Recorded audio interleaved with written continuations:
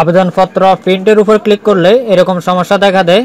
তো আজকের ভিডিওটি কন্টিনিউ করুন, কন্টিনিউ করলে এই সমস্যাটা থেকে সমাধান পাবেন। চলুন ভিডিওটা কন্টিনিউ করা যাক।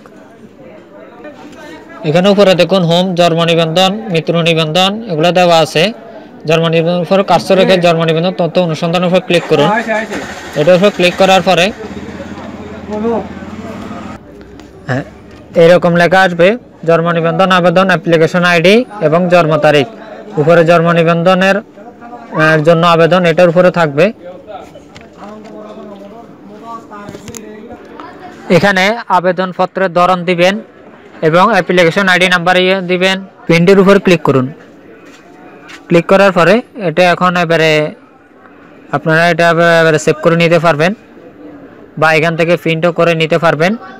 এখানে আমার সাজেশন থেকে ওইটা সেভ করে নেবেন, যে নামে আপনারা সেভ করতে চান সেই নামটা দিয়ে এখানে সেভ করে নেবেন। তো যাদের ভিডিওটি বিন্দুমাত্র উপকার হয়ে থাকবে তারা ভিডিওটি লাইক, কমেন্ট, সাবস্ক্রাইব করে দিবেন। তো আরও নিত্য নতুন আপডেট পেতে চাইলে আমাদের সাথে থাকুন। তো সবাই সুস্থ থাকুন, ভালো থাকুন, আল্লাহ হাফেজ।